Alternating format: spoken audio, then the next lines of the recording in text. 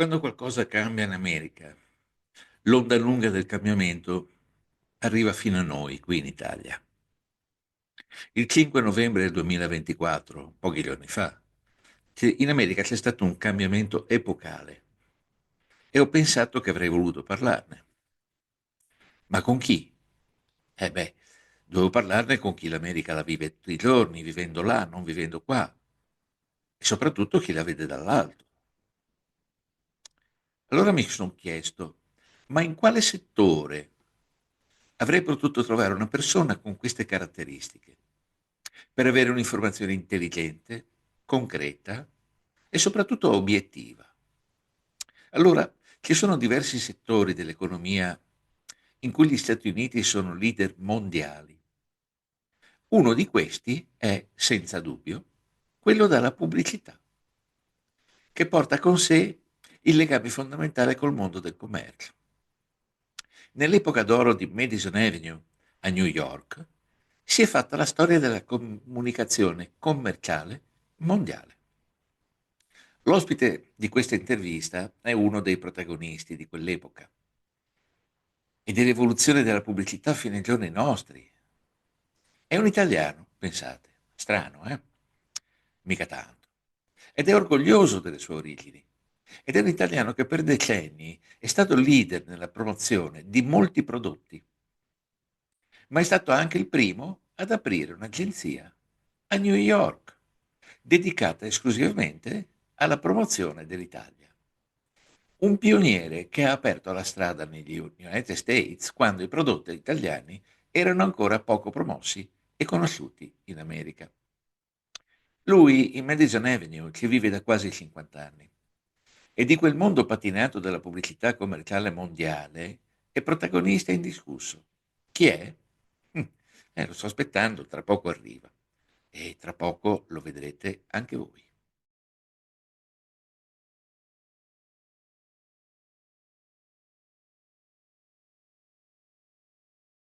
Allora, signori, la persona di cui vi ho parlato fino a questo momento, eccola qui, è a fianco a me, di fronte a me, in questo bar. Si chiama Mario Messina, forse qualcuno di voi l'aveva già capito. È in parte italiano e in parte americano. E mi piacerebbe sapere poi qual è la parte americana, qual è la parte italiana, anche se in realtà già lo so, perché di italiano c'è quello sotto quel cravattino, c'è quel cuore che batte e pulsa. Di americano ormai, visto che sono 50 anni che è là, insomma. Il signor Messina però è qui con me oggi per fare due chiacchiere, due amici al bar, perché qualche giorno fa negli Stati Uniti, dove lui vive, da 50 anni ormai, sono successi degli accadimenti un po' particolari e credo che tutti voi lo sappiate, ma lo sapete perché i media nazionali vi dicono determinate cose. Io invece vorrei che Mario ce le dicesse dal suo punto di vista di italo-americano che vive a New York. Grazie Carlo. Ti ringrazio per l'introduzione. Sì, quello che è successo e che sta succedendo praticamente dal 5 di novembre è una cosa ah, non inconsueta, ma è una cosa che ha sbalordito, devo dire, più il resto del mondo che gli Stati Uniti. Perché faccio questo tipo di affermazione? Innanzitutto ci tengo a dire una cosa. Io non sono d'accordo su quello che è il pensiero di base di Donald Trump. Però durante questa chiacchierata direi che è giusto essere obiettivi e non essere partigiani, perché siamo qui per analizzare quello che vuol dire la scelta che ha fatto il popolo americano durante queste elezioni e che cosa può voler dire per il resto del mondo. Scusa. Um, Ci tengo a dire una cosa, il risultato di queste elezioni praticamente non è nient'altro che la decisione del popolo americano di pensare più al Dio soldo che non a quella che è la strategia o la filosofia della democrazia americana. Perché dico questo? Donald Trump è stato molto bravo nella sua campagna, che è durata più di 2 anni e mezzo praticamente, dove ha impaurito gli americani di ceto basso e di ceto medio, dicendo che le porte dell'invasione dei poveretti che cercavano asilo politico o asilo negli Stati Uniti perché nel loro paese non potevano mangiare, non c'era modo di vivere, eccetera, eccetera, ma erano qui per derubare il popolo americano, ha senz'altro lasciato un segno. Però questo che cosa vuol dire? Che gli americani di un certo tipo hanno pensato che questa gente li toccasse nel portafoglio, che mettessero le mani nelle loro tasche, per cui questo li ha spaventati. Un'altra cosa estremamente importante è il fatto che Donald Trump ha detto a tutti che tagliava le tasse, che taglia le tasse per tutti. Taglia le tasse per tutti, però dico attenzione, che cosa vuol dire? Dove andiamo a finire tagliando le tasse per tutti? Per il momento ha portato a lui un sacco di voti, però a media e lunga durata che cosa porta al popolo americano e eventualmente al resto del mondo? Secondo alcuni personaggi del mondo della finanza, porta dei grossi problemi. Può portare dei grossissimi problemi perché quello che adesso viene sborsato o non viene incassato dal governo americano può portare a un'inflazione, può portare a dei problemi economici a media e lunga durata. Chi ce l'ha in saccoccia poi è quello che arriva dopo 4 anni di governo di Donald Trump, perché se i problemi ci sono sarà colpa sua e non di quello che ha fatto Donald Trump. Per cui no, cioè, la cosa è abbastanza, cioè io ci sto ridendo sopra, ma è una cosa di una serietà mai vista questa.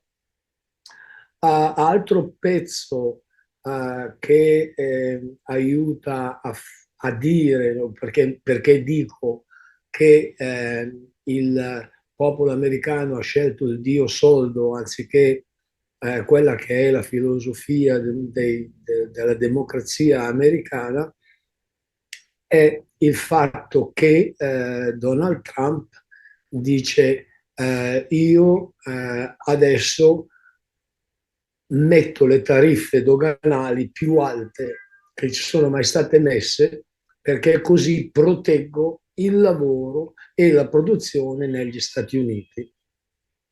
È una gran buffonata questa, perché sempre a detta di esimi personaggi del mondo della finanza, se in, aumenti le tariffe doganali, il costo dei prodotti che entrano nel mercato americano aumenta. Aumentando cosa succede? Che devo pagare più tasse io, che devo pagare più un prodotto io. Per cui c'è in realtà questo grosso benessere che lui ha detto a tutti e che dice a tutti che ci sarà e che sarà una cosa fantastica e che farà diventare ancora l'America un paese eccezionale come era, eccetera, eccetera, direi che è così così, insomma, non ci credo molto. Da quello che lui dice a quello che poi riuscirà a fare, secondo me ci sarà un po' di, ci sarà un po' di spazio, no? Però devo dire che tutto sommato il suo modo di pensare non è sbagliato. È la conseguenza di certe cose non eseguite in un modo logico, secondo me, che può portare a degli scompensi e che può portare a dei problemi.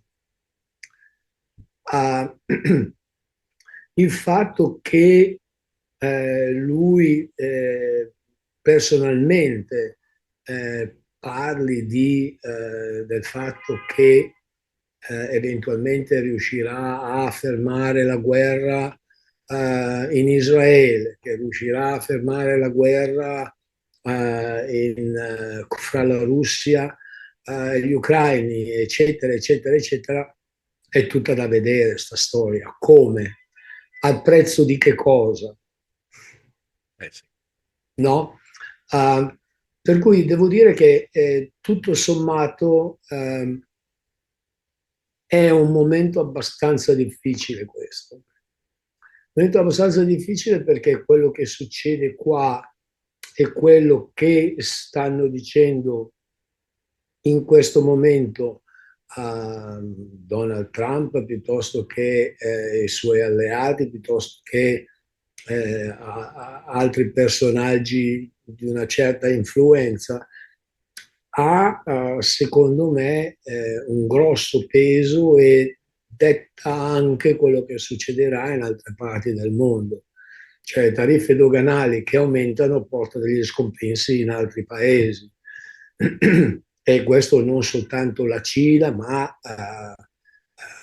l'Europa, che ne so, l'India, eccetera, eccetera, eccetera. Uh, riuscirà questo poi a trasformarsi in più lavoro per gli americani e in tutta una serie di altre opportunità che, che possono portare del benessere nel mercato americano. Non lo so. Uh, è abbastanza difficile, no? Se pensi tutto sommato a quello che ha cercato di fare Biden in malo modo, no? Ah, è una cosa che era pensata giusta, se vuoi, però eseguita molto, ma molto male. Il fatto di aprire le barriere all'immigrazione è stato fatto perché comunque in questo paese c'è bisogno di lavoranti o c'è bisogno di manodopera per i lavori più umili, Certo. perché, perché non c'è quasi, è difficilissimo trovare la gente che lava i piatti nei ristoranti, è difficilissimo trovare gente che può lavorare nei campi, è difficilissimo trovare gente che può operare nelle fabbriche a dei livelli molto bassi e via e via e via e via. È stato fatto nel modo giusto questo? No, per tante ragioni. Eh, però l'idea di base c'è ed è giusta. Ha portato e sta portando degli scompensi economici, perché chiaramente tutto questo ha dei costi estremamente elevati, no? Oltre che chiaramente uno scompenso in quella che è il modo di pensare dell'americano medio. Ecco, proprio a questo proposito volevo farti una domanda. Io sono rimasto molto colpito, ehm, perché durante le elezioni che ho seguito per come potevo, mi venivano prodotti dei disegni che, illustravano la situazione degli Stati Uniti e man mano che gli stati si dipingevano di rosso, quello significava che Trump lì aveva preso dei voti. E Certo. questi stati eran sempre di più, finché a un certo punto quelli dipinti di blu eran veramente pochissimi. Adesso tu che hai occasione di scendere in strada, prendere un caffè, comprare il giornale, fare le cose che fanno tutti i cittadini, non so se sei ancora in Madison Avenue. Sì, sì, sì. Assolutamente sì, quindi quale strada migliore per capire il sentiment di quello che pensa l'americano medio, anche perché per chi non lo sapesse, Madison Avenue è la strada più importante del mondo per la pubblicità. O sbaglio? No, è vero. Cioè, adesso quello è cambiato, se vuoi, no? Perché ehm, Madison Avenue era il centro, o perlomeno era la strada e tutte le vie attorno a Madison Avenue dove risiedevano le grandi agenzie di pubblicità. Ora, per via di internet e per via dei social media, tutta una serie di cose, e anche per via della pandemia, se vuoi, tutto questo è venuto a crollare. Perché sì, ci sono ancora degli uffici in Madison Avenue, però la maggior parte degli uffici sono in giro, spostati un po' da tutte le parti della città. Pensa che il ritorno in ufficio è avvenuto soltanto a livello del 40-45%, cioè, sai, no, dopo la pandemia è una Beh, cosa mica da beh. ridere, no? Per cui, ah, però sì, tutto sommato, Madison Avenue è una, è una strada che ha ancora una grossa importanza, che comunque è il simbolo di quello che è il centro della comunicazione mondiale.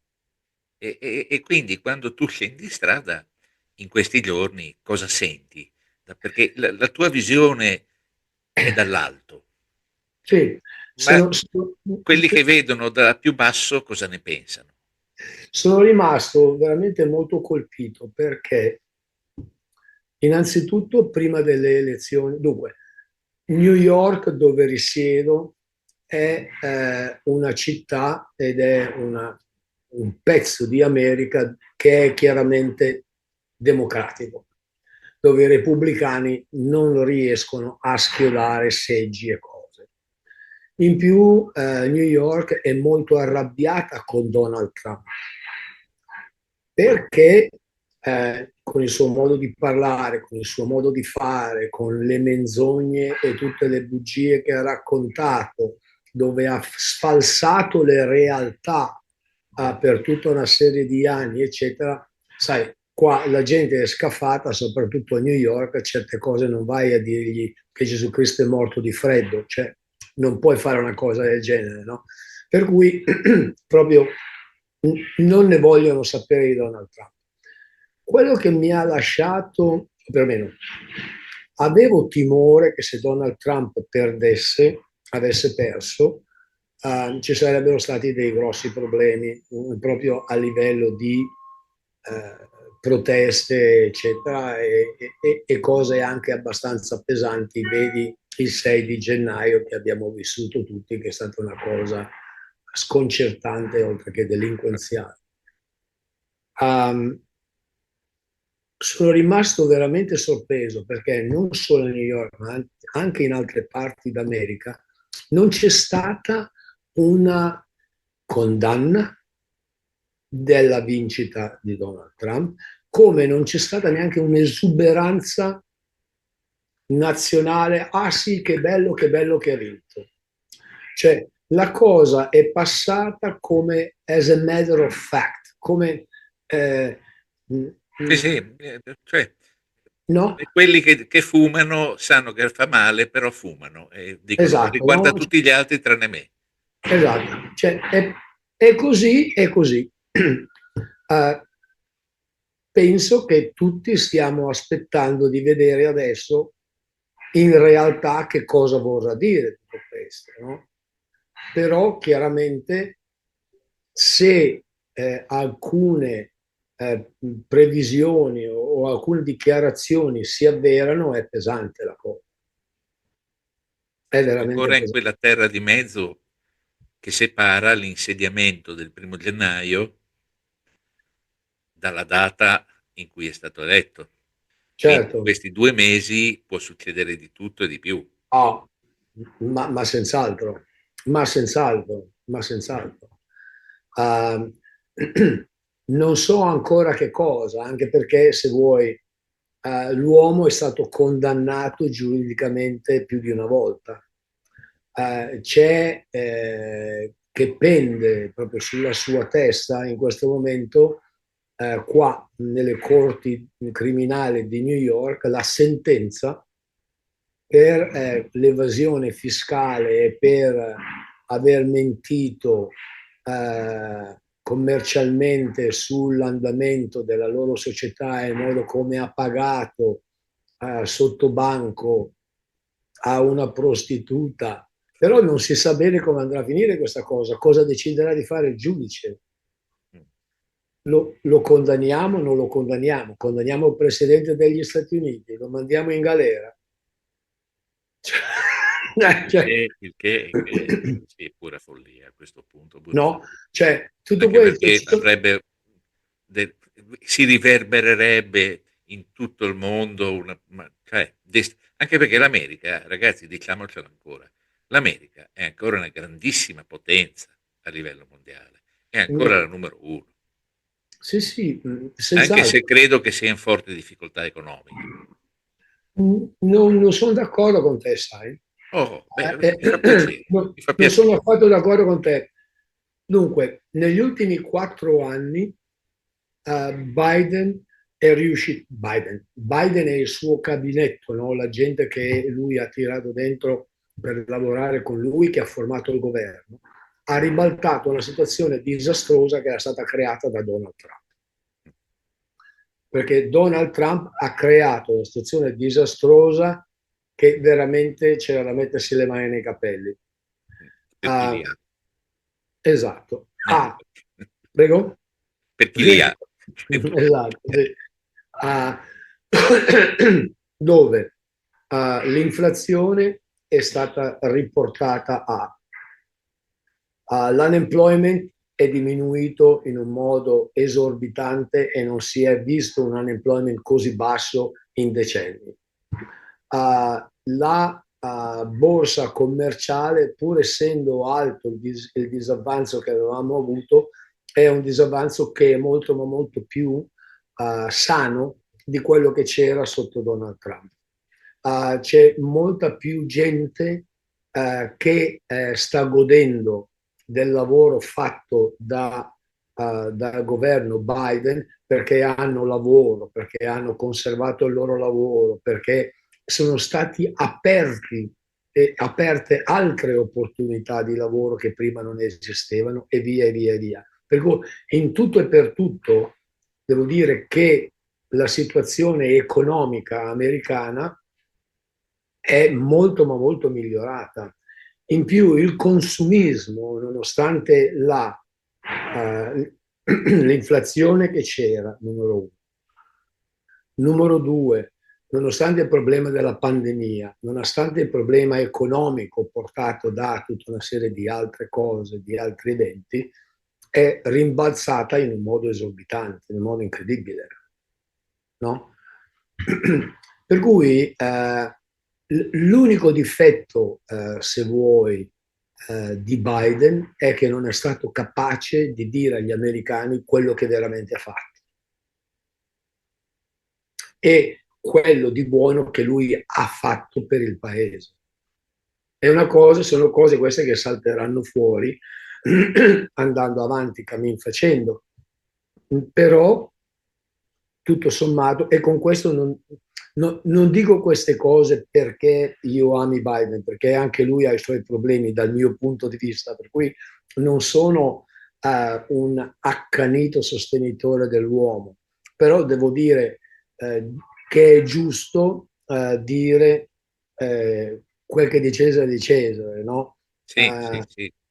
Sì, no, in realtà quando diciamo Trump o quando diciamo Biden, non parliamo della persona, parliamo della macchina, Esatto, quindi esatto. dell'impianto che poi è rappresentato ai vertici da questi due nomi, ma in realtà è una macchina, cioè un insieme Esatto, che fa un esatto, certo lavoro.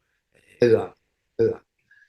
Per cui penso che questo spaccato, no, che stiamo analizzando adesso porti veramente a far capire alla gente in generale il fatto che stiamo entrando in un momento molto delicato, ma non soltanto per gli Stati Uniti. Gli Stati Uniti, bene o male, vivranno sempre in un certo modo. Ci saranno dei problemi, se vuoi, che dovranno essere risolti come sono stati risolti i problemi dei primi 4 anni di Donald Trump al governo, sono stati risolti negli altri 4 anni. No? Per cui quello che non so è come quello che la sua politica causerà, come verrà assorbito da altre parti del mondo. Non lo so questo. In effetti il momento geopolitico è un momento drammatico. Esatto, esatto, esatto. Tutto il mondo stanno avvenendo cambiamenti straordinari, ehm, che, Eh, lasciano enormi aree di incertezza in tutti noi. Se certo, qualcuno mi dovesse dire che, non scoppierà la guerra mondiale, io gli direi: "Spero proprio che sia così", però non posso averne certezza. Mi certo, auguro che l'intelligenza umana sia in grado di, capire che sarebbe l'errore più gigantesco che possiamo commettere. non penso proprio che ci sia una guerra mondiale, non lo penso. Cioè, già le guerre che ci sono in atto in questo momento, Sono sufficienti. esatto, no? E ne avanza un pezzo, direi. Um, però cioè, io sono convinto che il dio soldo in questo momento mondiale abbia ancora una forza per far sopperire qualsiasi escalation di altri conflitti bellici. Va Certo, bene? certo. Perché questi focolai, se vuoi, anche se quello del Medio Oriente è un focolaio mica tanto piccolo, è una cosa che ha, se vuoi, una sua ragione per via di decenni e decenni e decenni di cose che bollivano in pentola, a un certo punto è scoppiato il coperchio ed è saltato fuori. Però um, il discorso economico, il discorso di voglio star bene, voglio avere anch'io due macchine, voglio avere più soldi in tasca, voglio avere la casa in campagna, è una cosa che fa pensare alla gente due volte prima di andare fuori e creare ulteriori problemi bellici che potrebbero, no, buttare per aria quelli che sono i loro desideri e le loro opportunità per raggiungere quello che sognano. No? Sono assolutamente d'accordo con te. Ho sempre considerato il soldo come l'entità malvagia da cui discendono tutti i crimini, ma in questo momento è probabilmente il grande salvatore. Esatto, Ehm, esatto.